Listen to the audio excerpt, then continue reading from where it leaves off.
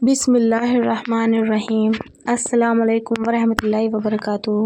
میرے عزیز بھائیوں اور بہنوں، پارٹ 1 میں ہم نے سمجھا کہ اصلی مددگار صرف اللہ ہے۔ اب ہم سمجھیں گے کہ وسیلہ کیا ہوتا ہے اور لوگ اس لفظ کو کیوں غلط سمجھ لیتے ہیں۔ وسیلے کا معنی کیا ہے؟ وسیلہ ایک عربک لفظ ہے۔ اس کا مطلب ہوتا ہے راستہ، ذریعہ، مینس آف اپروچ، یعنی وہ چیز جس کے ذریعے ہم کسی مقصد تک پہنچتے ہیں۔ قرآن میں اللہ تعالیٰ نے خود فرمایا، یا ایھا الذین آمنوا اتقوا اللہ وابتغوا الیہ الوسیلہ، اے ایمان والو، اللہ سے ڈرو اور اس تک پہنچنے کا وسیلہ تلاش کرو۔ یعنی خود قرآن نے کہا وسیلہ تلاش کرو، تو وسیلہ لینا قرآنی حکم ہے، شرک نہیں۔ دین میں وسیلے کے 2 معنی ہوتے ہیں جسے ہم روزمرہ زندگی میں استعمال کرتے ہیں، جیسے تم ڈاکٹر کے پاس جاتے ہو، یہ بھی وسیلہ ہے۔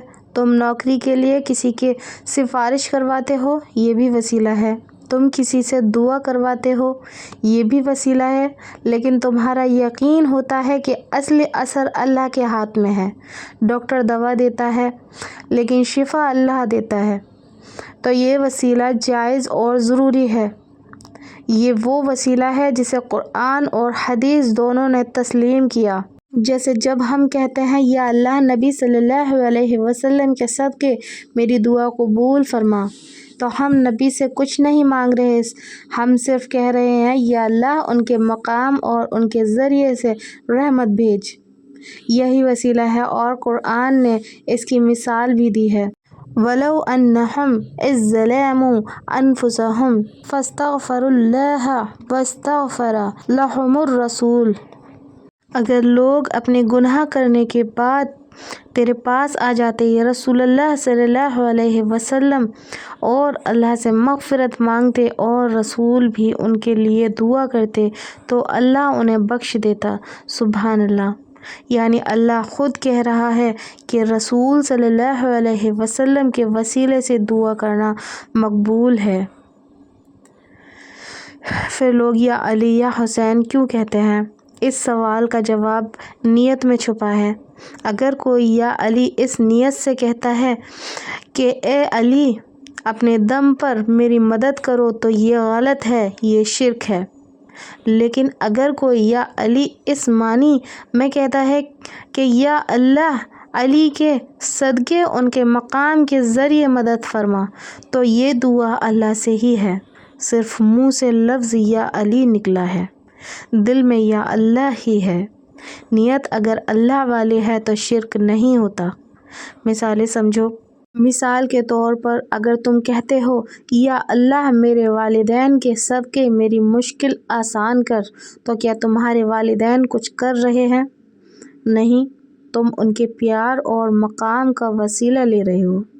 اسی طرح جب کوئی کہتا ہے یا اللہ نبی صلی اللہ علیہ وسلم کے صدقے، علی کے صدقے میری مشکل حل فرما، تو یہ بھی اللہ سے دعا ہی ہے۔ غلط فہمی کہاں ہوتی ہے؟ غلط فہمی تب ہوتی ہے جب لوگ لفظ کو حقیقت سمجھ لیتے ہیں، یا جب کوئی انسان وسیلے کو فعل دور سمجھنے لگتا ہے۔ یاد رکھو، وسیلہ مینس راستہ، not source of power. Power of Allah, power صرف اللہ کے ہاتھ میں ہے۔ جیسے روشنی بلب سے ملتی ہے لیکن بجلی پاور ہاؤس سے آتی ہے۔ بلب صرف ذریعہ ہے، اگر ہم بلب کو مالک سمجھیں تو غلطی ہماری ہے۔ نیت سب کچھ بدل دیتی ہے۔ رسول اللہ صلی اللہ علیہ وسلم نے فرمایا، انما الاعمال بالنیات، اعمال کا دارومدار نیت پر ہے۔ یعنی اگر دل میں اللہ ہے اور وسیلہ صرف ذریعہ ہے تو اللہ خوش ہے، لیکن اگر دل میں اللہ سے ہٹ کر کسی اور کو اصلی مددگار سمجھا گیا تو وہ شرک ہے۔